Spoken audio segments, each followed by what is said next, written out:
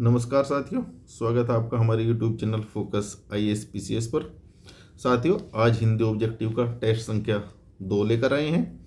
इसमें 30 प्रश्न आपको दिए जाएंगे, जैसे हो एग्जाम में आपको मिलते हैं देखने के लिए।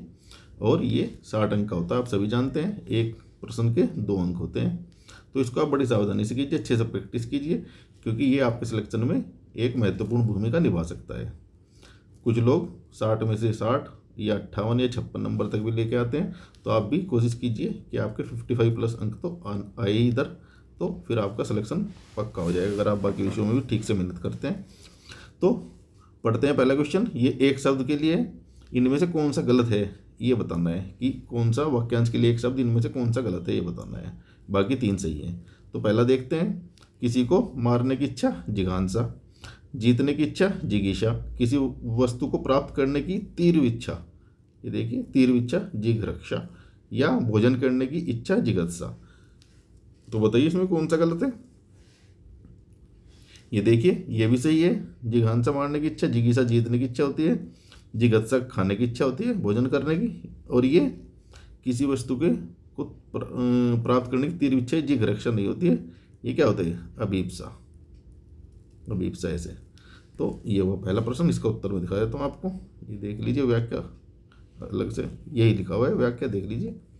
दूसरा देखिए, ऋण के बदले धरोहर के रूप में रखा गया दास। जैसे पहले लोग रखते थे ना, कि पैसे नहीं चुका पा रहा है तो भाई अपना एक आदमी भेज दो काम करने के लिए, तो उस दास को क्या बोलते हैं? दयागत, आहितक, ऋणार्ध या दंड प्रणीत। बताइए सोचकर। तो इसको बोलते हैं आहितक। ये उत्तर दिखा देते हैं। ऋण के बदले धरोहर के रूप में रखा गया दास होता है आहितक। ये अगला क्वेश्चन देखिए, बड़ा अच्छा क्वेश्चन है। ये मैच करने है, इधर वाक्यांश दिया हुआ है, इधर इसके लिए इधर वाक्यांश है, इधर एक शब्द है, तो मैच कीजिए। कार्य करने की इच्छा, माता पिता द्वारा परित्यक्त पुत्र अर्थात जो छोड़ दिया जाता है, गर्मी सर्दी दुख आदि सहन करने की शक्ति, और जो दोहराने गया। तो मिला लेते हैं। कार्य करने की इच्छा आपको पता ही है, चिकीर्षा होता है, तो इन दोनों में से एक होगा। इसे आप एलिमिनेट करते जाइए फटाफट एग्जाम में भी। माता पिता द्वारा परित्यक्त पुत्र, अगर ये आपको हार्ड लग रहा है तो पहले आप इजी मिला लीजिए। जैसे जो दोहराया ना गया वो क्या होता है? अनावरत। ये सही है। तो डी में 4। अच्छा, अभी भी दोनों देखने पड़ेंगे हमें, तो बी और सी आपका डिसाइड करेगा आंसर। तो माता पिता द्वारा परित्यक्त पुत्र ये होता है अपविद्य, और गर्मी सर्दी दुख आदि सहन करने की शक्ति होती है तितिशा। तो इसका उत्तर कौन सा मिल गया है? ये देख लीजिए, 1 3 2 4। 1 3 2 4, पहले वाला उत्तर सही है इसका। ये देखिए यहाँ दिया हुआ है कैसे। क्वेश्चन नंबर 4 देखते हैं। इनमें से भी कौन सुमेलित नहीं है ये बताना है। अच्छा, एग्जाम में भी आप ढंग से पढ़ेंगे, ऐसा मत पढ़ लेना कि कौन सुमेलित है और पहला ही सुमेलित मिला और जल्दबाजी में आंसर लगा के आप चले गए। तो देखना पड़ेगा कि पूछा नहीं है या पूछा सुमेलित है। तो पिंडज जिसका जन्म शरीर से हो, ये भी सही है। प्रमेय प्रमाण द्वारा सिद्ध करने योग्य, ये भी सही है। नैष्टिक क्या होता है? आजीवन ब्रह्मचार्य करने का व्रत रख करने वाला, नैष्टिक सही है। और जीवनी स्वयं के द्वारा लिखित जीवन चरित्र, इसे क्या बोलते हैं? जीवनी नहीं बोलते, इसे बोलते हैं आत्मकथा। देख लीजिए। क्वेश्चन नंबर 5 देखते हैं। परागभव शब्द के लिए एक वाक्य क्या है? देखिए, किसी पदार्थ के नष्ट होने से उत्पन्न अभाव, या इसके बी देखते हैं, किसी वस्तु से किसी पदार्थ की उत्पत्ति से पूर्व उसका अभाव, किसी वस्तु का सर्वथा भाव, या दो वस्तु का आपसी में भाव। तो ये भी नहीं है, ये भी नहीं, ये तो पता ही होगा आपको। तो इसका उत्तर क्या हो जाएगा? आपका हो जाएगा बी। ये है उत्पत्ति से पूर्व। देखिए, प्राग भाव, प्राग ऐतिहासिक, आप जैसे पढ़ते हैं ना प्राग ऐतिहासिक, प्राग ऐतिहासिक पढ़ा होगा आपने प्राग ऐतिहासिक इतिहास में, तो इतिहास के पूर्व का जो बात करती है वही। तो इसका उत्तर हो गया बी। देख लेते हैं इसका उत्तर।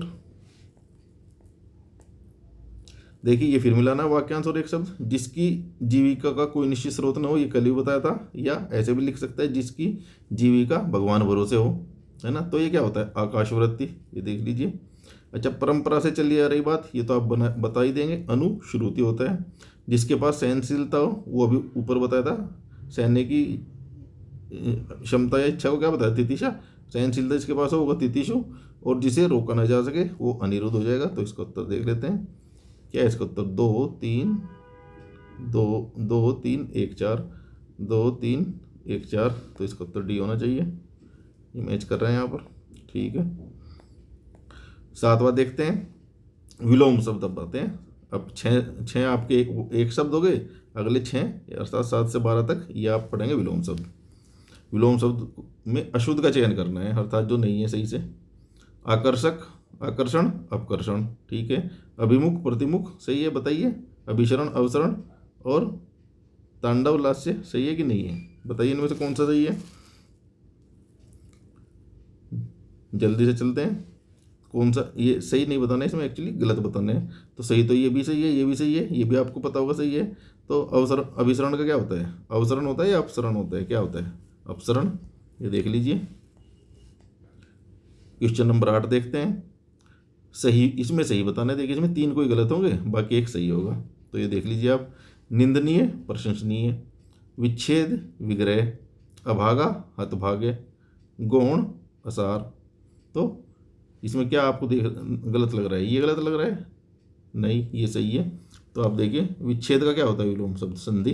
बाकी ये गलत है। तो इसमें क्या पूछा एक्चुअली, इसके देख लेते हैं, इसके क्या पूछा है। इसमें पूछा है सही, तो अच्छा बाकी गलत होंगे। ये भी गलत है, अभागा ये भी गलत है। एक्चुअली ये इसका पर्यायवाची होता, अभागा और हतभागा वही होता है जिसका बुरा भाग्य हो, है ना। गौण और असार, गौण का क्या होता है? प्रमुख। अगर विलोम देखेंगे गौण का विलोम क्या होता है? तो प्रमुख।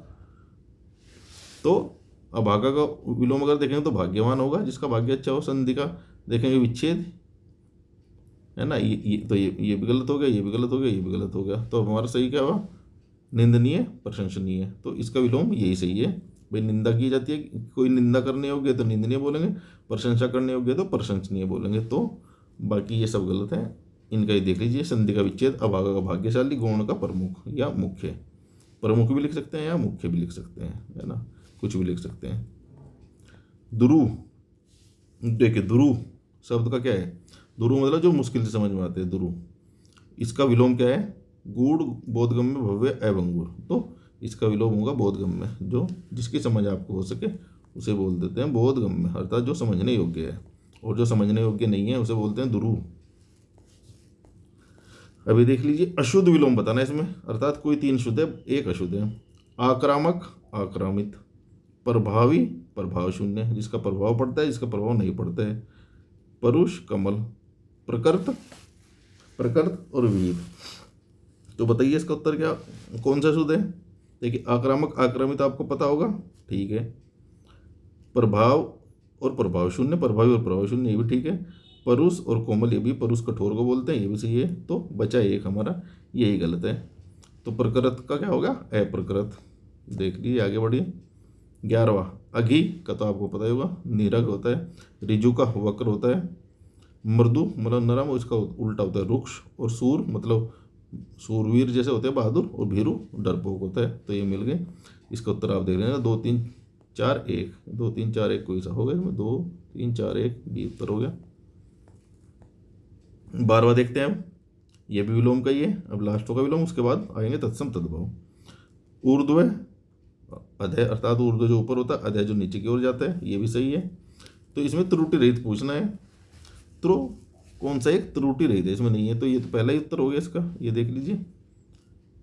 अच्छा, इसमें उपयुक्त सभी भी देखिए, ये ध्यान देना होगा आपको। जैसे अभी गलती मैंने की ना कि यही सही है और जल्दबाजी में लगा के भाग गए उत्तर, ये हमने पढ़ा नहीं, तो ये भी तो सही है। तो इसलिए आप एक बार सारे विकल्प पढ़ेंगे। अधय ऊर्ध्व सही है, आवर्तक अनावर्तक सही है, अनुलोम प्रतिलोम और उपयुक्त सभी। तो अर्थात जब तीनों ही सही हैं तो ये लगाएंगे हम उत्तर। तो इसलिए दोस्तों बोलते हैं क्वेश्चन जल्दबाजी में मत करिए, उसको पढ़िए, इतना टाइम वहाँ मिलेगा। तत्सम तद्भव शुरू होते हैं, सुमेलित नहीं है। अब देखिए, इधर तद्भव शब्द लिखे हुए हैं और इधर तत्सम लिखे हुए सारे हैं। तो इनमें कौन सा सुमेलित नहीं है? अक्षी तत्सम होता है, उसका आँख होता है, तद्भव सही है। अशीति जो कल बताया था मैंने, 80 अपनी एक वीडियो में, 80 को बोलते हैं अशीति संस्कृत में, तो ये तत्सम है, तद्भव सही है। कपर्दिका कोडी को बोलते हैं, बिल्कुल सही है। और कंगन, कंकति को कंगन नहीं होता ना, कंगन का क्या होता है, कंकण, अणय होता है उसमें। ये देख लीजिए इसकी स्पेलिंग, कंकण अणय, ये याद रखिए आप, है ना। तो ये होता है आपका तत्सम, और इसका तद्भव बन जाता है ये संस्कृत में होता है, ये हिंदी में हो जाता है इसका परिवर्तित रूप। तो यही तत्सम तद्भव कल आपको बताया था। 14 क्वेश्चन देखते हैं, अच्छा क्वेश्चन है ये भी। अब मैच करने हुई तत्सम तद्भव। तो चिड़िया का क्या होगा, चटिका। चीता का क्या होता है, चित्रक। पक्ष का तो पंख का तो पक्ष होता ही है, और परसों का पर शव। ऐसे पर आधा शाह, ये छोटे बड़े वाला, और वह पर शव, या इसको ऐसे भी लिख सकते हैं पर शव। तो मिल गया कैसे, 2 1 और 3 और 4, 2 1 3 और 4। तो इसका तो ये पहला ही सही है। देख लेते हैं उत्तर क्या है इसका, ए ही उत्तर है इसका, सही है। अब तत्सम तद्भव की दृष्टि से सही युग में फोड़ा, स्फुटन, भला, भट्ट, शेम, सिम्बा, सोरी, समर्प्य। तो बताइए इनमें से कौन सा सही है तत्सम तद्भव की दृष्टि से। सेम का क्या होता है, शिम्बा ही होता है। बाकी का देख लेते हैं। फोड़ो का क्या होता है, स्फुटिक, या क्या होता है, देखिए फोड़ा का होता है स्फोट। और सोती ये होता है सोरी। सौरी का होता है सूती ग्रह। और भला का होता है बर्तक, जैसे होता है ना भला आदमी, तो ये तत्सम उसका ये है, ये भट्ट नहीं होता है। तो बाकी सब गलत है, और ये सी का सही मैच है तत्सम तद्भव में। ऐसे ही आगे देखते हैं कौन सा शब्द तत्सम शब्द नहीं है। अब ये देखना है तत्सम कौन सा नहीं है। अब थोड़ा देखिए, नाम से ही पता चलेगा आपको। पटल, नयन, पत्र और थोड़ा। थोड़ा को क्या बोलते हैं, शायद स्तोक बोलते हैं। देखते हैं इसका उत्तर। तो यही गलत होगा, ये तद्भव है ना, स्तोक, जी हाँ। अब देखते हैं क्वेश्चन नंबर 17वां क्वेश्चन क्या है। भरोसा का तत्सम शब्द बताना है आपको। तो भरोसा का कौन सा है, वातुल नहीं, प्रथिल नहीं, प्रवाल नहीं, परवश्यता, यही इसका तत्सम होता है। तो याद रखिए आप, भरोसा तद्भव होता है जो हम बोलते हैं आम भाषा में, और संस्कृत में या तत्सम रूप उसका होगा परवश्यता। अब इनमें देखिए कौन सा शब्द तद्भव नहीं है। बाकी मतलब सब तत्सम है, इसमें 3 तत्सम है, सॉरी 3 तद्भव है, तो 1 तत्सम है, इसमें तत्सम बताना है। तो सत्तू का तो तत्सम आपको पता ही होगा, सख्त होता है, तो ये तो खुद ही तद्भव है, तो ये तो होगा नहीं, है ना। आँख तद्भव होता है इसका, अभी ऊपर भी पढ़ा हमने, अक्षय होता है इसका, है ना। हिया, ये भी क्या है, हृदय को बोलते हैं, ये हुआ हमारा तद्भव। और अब ये देखें, मल होता है मैल, एक्चुअली मैल तद्भव होता है, और ये मल तत्सम होता है। ये मैंने बताया था कि दिखने में ही उल्टा लगता है, कि मैल लगता है हमें कि शायद ये होगा तत्सम और ये तद्भव, तो उल्टा है, ये तत्सम है और ये तद्भव है ना। तो ये याद है, इसमें तद्भव नहीं है बताना था, तो अर्थात तत्सम बताना था हमें। तो तत्सम केवल एक ही शब्द है, ये इसका उत्तर होगा बी। अब विशेष विशेषण आ जाते हैं अगले 6 क्वेश्चन। तो देखिए, इधर विशेषण लिखा है और इधर विशेष्य होगा, है ना। तो ये याद रखना, कई बार ये उल्टा देता है, इधर कौन सा क्या लिखा है वही बताना है, इसमें गलत बताना है। तो आसन से क्या बनता है, आसीन, आसन का विशेष्य है तो उसका आसीन विशेषण होता है, बिल्कुल सही है। ऋषि से आर्ष बनता है, ये भी सही है। ठंड से ठंडा बनेगा, ये भी सही है। अनुभवी से अनुभव बनेगा। तो इसमें क्या बताना था, विशेषण इधर है और विशेष्य इधर। तो ये तो सब सही लग रहे हैं, क्या हुआ इसमें, अनुभवी का विशेष्य अनुभव होता है, अनुभवी का विशेष्य, ओके ये उल्टा दिया हुआ है, ये डी, अच्छा ये उल्टा दिया हुआ। देखिए ये एक्चुअली क्या है, इसमें गलत बताना है ना, वही जो मैं बता रहा हूँ कि विशेषण इधर होना चाहिए, विशेष्य इधर होना चाहिए। तो ये अनुभवी क्या हो गया, ये विशेषण होता है एक्चुअली, और विशेष्य इसका हो गया ये अनुभव। तो ये उल्टा दिया हुआ है, अगर इधर अनुभवी लिखता है इधर अनुभव, तो ये भी सही होता। तो वो जैसे बोलते हैं ना, विशेषण की पहचान कैसी होगी हमें, कि भाई वह अनुभवी व्यक्ति है, तो व्यक्ति की विशेषता क्या हुई, अनुभवी। तो अनुभवी क्या हुआ हमारा विशेषण, तो इधर आ गया विशेषण, है ना, और उधर गया विशेष्य इसका। तो यही इसमें गड़बड़ है, ये पूछा इधर विशेषण होना चाहिए था इधर, है ना, और इधर विशेष्य होना चाहिए था। तो ये 3 सही है, ये उल्टा है, तो ये इसका उत्तर हो गया। 20वां देखते हैं, विशेषण। और देखिए इस बार इधर विशेष्य होगा और इधर विशेषण होना चाहिए, कौन सा एक गलत है, या तो उल्टा देगा वो, या बिल्कुल ही पूरा गलत दे देगा। तो ये सब देखना पड़ेगा आपको। देखिए विज्ञा और विज्ञावान, ये दिखने में सही लग रहा है, विज्ञा और विज्ञावान। जी हाँ, विशेष से ये तो इससे विशेषण ये बनेगा। विषाद और विषण, ये भी सही है। व्याख्या और व्याख्यान, संपत्ति और संपन्न, जिसके पास संपत्ति होगी तो वो संपन्न होगा, तो ये भी सही है। तो व्याख्या का और व्याख्यान ये गलत है, क्योंकि व्याख्या का जो विशेषण होता है वो क्या होता है, व्याख्ये, अध्यक्ष है ये, व्याख्ये अर्थात जिसकी व्याख्या की जा सके या करनी है। तो इसमें सी ही इसका उत्तर होना चाहिए। एक बार देख लेते हैं इसका, सी है व्याख्या, बिल्कुल सही। देखते हैं अगले क्वेश्चन पर। अर्चना अत्यंत सुंदर है, तो ये तो बड़ा आसान है, पर इस प्रकार के विशेषण में आपको पता ही है, जब विशेषण की विशेषता बताते हैं, कोई विशेषण स्वयं में विशेषता बताएगा, लेकिन ऐसा शब्द जो विशेषण की भी विशेषता बताएगा, जैसे बहुत सुंदर या अत्यंत सुंदर या गहरा लाल रंग, गहरा लाल है ना, मान लिया किसी का बोले उसके कपड़े का रंग गहरा लाल है, तो लाल तो विशेषण है ही, लेकिन ये लाल की भी विशेषता बता रहा है गहरा, तो ये प्रविशेषण बोलते हैं, और इसे अंतर विशेषण भी बोलते हैं। पंडित कामता प्रसाद गुरु ने इसे अंतर विशेषण भी बोला है ना। तो यही अंतर विशेषण है, या परविशेषण भी बोलते हैं इसको, परविशेषण ऐसे। तो इसका उत्तर देख लेते हैं, इसका उत्तर यही है, पहले वाला ही। निम्नलिखित में से एक तथ्य गलत है। अब देखिए क्या तथ्य गलत है इसमें से। प्रयोग के अनुसार क्रिया विशेषण के 5 भेद होते हैं। कामता प्रसाद गुरु ने परविशेषण को अंतर विशेषण बताया, जो भी बताया था ऊपर, बिल्कुल सही है। संख्यावाचक विशेषण में एक मुख्य भेद परिमाण बोधक भी है, जी हाँ सही है।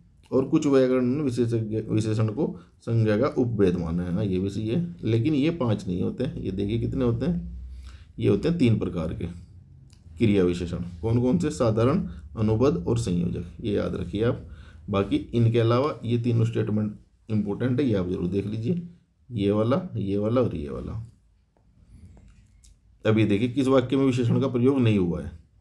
वह फल बहुत मीठा है, तो फल की विशेषता कैसी है? मीठी, तो ये हुआ विशेषण। वह आदमी हमारा मित्र है ना, वह आदमी, तो इसमें क्या हुआ, ये आदमी की ओर वह कर रहे हैं, तो सार्वनामिक विशेषण हो गया, तो ये भी इसमें भी हुआ है, इसमें भी हुआ है। अब किताब को जरूर पढ़िए। अब देखिए इसमें कहीं किसी चीज़ की विशेषता तो नहीं बताई, नहीं, यही होना चाहिए। उस घर में कौन रहता है, तो उस घर का क्या हुआ, ये भी सार्वनामिक विशेषण हो गया। जब घर की ओर पॉइंट कर रहा है ना, किस घर, मान लिया बहुत सारे घर हैं, तो बोल रहा है कि उस घर में, तो किसी एक की विशेषता हो गई ये भी। तो इसमें तीसरे में तो कोई विशेषण दिख ही नहीं रहा है आपको, सी में किताब को जरूर पढ़िए, तो ये इसका उत्तर होना चाहिए। किताब संज्ञा है, जरूर क्रिया विशेषण है, लेकिन यहाँ किताब का विशेषण नहीं है, यह संज्ञा की विशेषता नहीं बतला रहा है, इसलिए यह विशेषण काउंट नहीं किया जाएगा। अब 24वां देखिए, कौन सा एक विशेषण नहीं है, तो ये देखिए आप, उन्नत, गर्म, भाई गर्म तो हो गई, बोलते नहीं गर्म कपड़े, तो कपड़े की विशेषता बता रहे हैं। जैसे उन्नत भारत, या उन्नत कुछ भी और बोल सकते हैं, उन्नत सभ्यता, तो ये भी विशेषण हुआ, ये भी विशेषण हुआ, है ना। अब आकृष्ट भी विशेषण हुआ। अब पुरातत्व विशेषण नहीं होता, ये विशेष है, इसकी पुरातात्विक होगा, तात्विक ये हो जाएगा विशेषण। अगर ये लिखा होता तो ये विशेषण होता है इसका, तो इसका उत्तर सी होना चाहिए। देखते हैं अब अशुद्ध वाक्य, देखते हैं लास्ट के 5, वर्तन शुद्धि या वाक्य शुद्धि आएगा।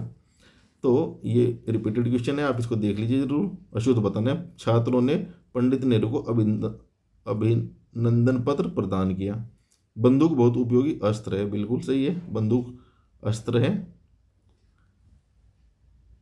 एक बहुत ही उपयोगी अस्त्र है, ठीक है। बाघ और बकरी एक घाट पर पानी पीते हैं, ये भी सही है। 2 वर्षों के बीच भारत और कनाडा में कटुता उत्पन्न हो गई। अब यहाँ इसमें क्या गड़बड़ है देख लीजिए आप। देखिए जब किसी को आप बड़े सम्मान से प्रदान कर रहे हैं, बच्चे छोटे हैं ना, तो उसे प्रदान क्या थोड़ा करेंगे, अर्पित करेंगे, तो यहाँ अर्पित होना चाहिए था। छात्रों ने पंडित नेहरू को अभिनंदन पत्र अर्पित किया। बाकी सारे सीन्स का उत्तर देख लेते हैं एक बार, सही है। 26वां देखते हैं, अशुद्ध और शुद्ध कौन सा है, ये देखिए। अनुग्रहित ये अशुद्ध है, इधर अशुद्ध है, बिल्कुल सही, इधर इसका शुद्ध रूप है, ठीक है। मुमूर्षु, ये इसमें बड़ी की मात्रा इधर आएगी, बड़ा होगी, तो ये भी सही है। बांस और बांस, ये अशुद्ध है और ये वाला शुद्ध है, ये भी सही है। और इसमें पूछा है नहीं, तो तीनों तो शुद्ध है। मिष्ठान, और इसमें टे आएगा, मिष्ठान होता है, ये भी सही है। तो इसमें ये क्वेश्चन गलत टाइप हुआ, इसका मतलब ये तो सारे शुद्ध हैं। देखते हैं इसका उत्तर क्या है। उत्तर सी, बांस बांस। अच्छा, ये तो यही लिख दिया, तो ये भी शुद्ध है। ये गलत है, तो या तो यहाँ बांस की जगह कोई कुछ और लिखा होगा, ऐसे बांस लिखा होगा, ये टाइपिंग में हो गई, तो ये अशुद्ध होता। अगर लिख दिया बांस तो ये शुद्ध है ना। तो इसमें सारे शुद्ध हैं, तो इसे रहने दीजिए, आप समझ लीजिए, है ना। तो इसमें सारे शुद्ध हैं। 27वां देखिए, शुद्ध वाक्य का चयन करें। तुम्हारा यह कहना मेरे लिए बड़ी बात होगा, है ना। चरखा काटना चाहिए। अब देखिए ये बड़ा कन्फ्यूजन करता है। शिवाजी की खूब दाग जमी थी, उसने मुक्त हस्त धन लुटाया। चलो में कहाँ घुमाएगा आपको, इसमें लिखेगा उसने मुक्त हस्त से लिख देगा धन लुटाया, तो ये गलत हो जाएगा। लेकिन अभी ये सही है, शिवाजी की खूब दाग जमी, ये भी सही है। अच्छा, चरखा काटना नहीं चाहिए होता है, सूत काटना होता है, चरखा तो चलाना होता है, तो इसलिए यही गलत है ना। चरखा चलाया जाता है, चरखा काटता थोड़ा ही है। तो इसका उत्तर ये होगा, क्योंकि ये शुद्ध है, बाकी सब शुद्ध है। शुद्ध वाक्य का चयन कीजिए, इसमें अशुद्ध लिखना होगा, इसमें एक्चुअली अशुद्ध वाक्य का चयन कीजिए, है ना। शुद्ध तो है ही। देखिए, शुद्ध वाक्य चरखा चलाना चाहिए, शिवाजी की काफ़ी दाग जमी या खूब दाग जमी, उसने मुक्त हस्त धन लुटाया, ये बाकी सब सही है और ये अशुद्ध है, तो यहाँ अशुद्ध है इसकी जगह, शुद्ध की बजाय। 27 में ठीक है। 28 में चलते हैं। निम्नलिखित किस शब्द की वर्तनी शुद्ध है। अकस्मात या अकस्मात होता है, अकस्मात। देखिए ये ऐसे घुमाता है, अकस्मात। ग्रहणी या ग्रहिणी होता है ना। तो ये भी गलत हुआ, ये भी गलत हुआ।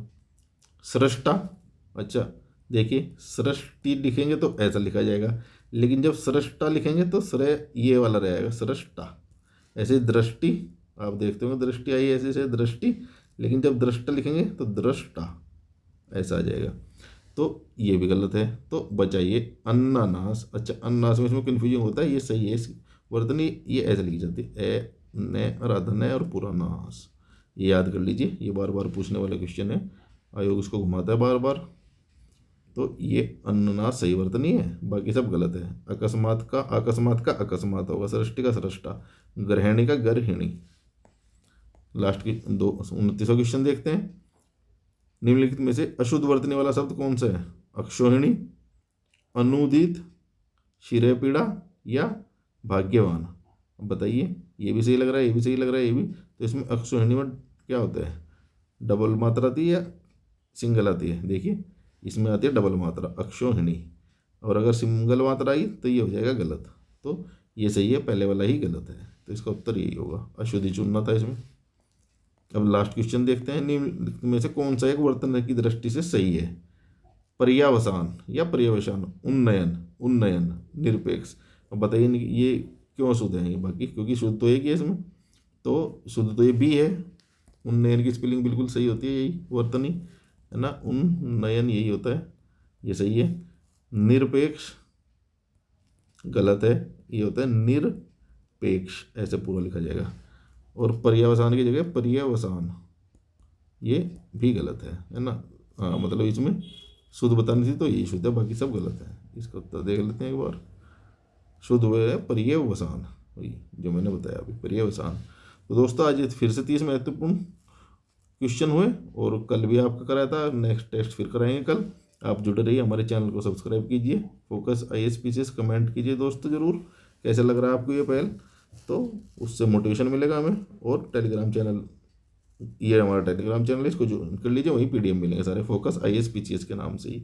और ये व्हाट्सअप नंबर है 9811504781, इस पर चाहे आप कॉल कर सकते हैं, कोई भी क्वेरी अगर आपकी है या टेस्ट सीरीज से जुड़ना है तो दोस्तों पढ़ते रहिए, लिखते रहिए। वीडियो समाप्त करते हैं, धन्यवाद।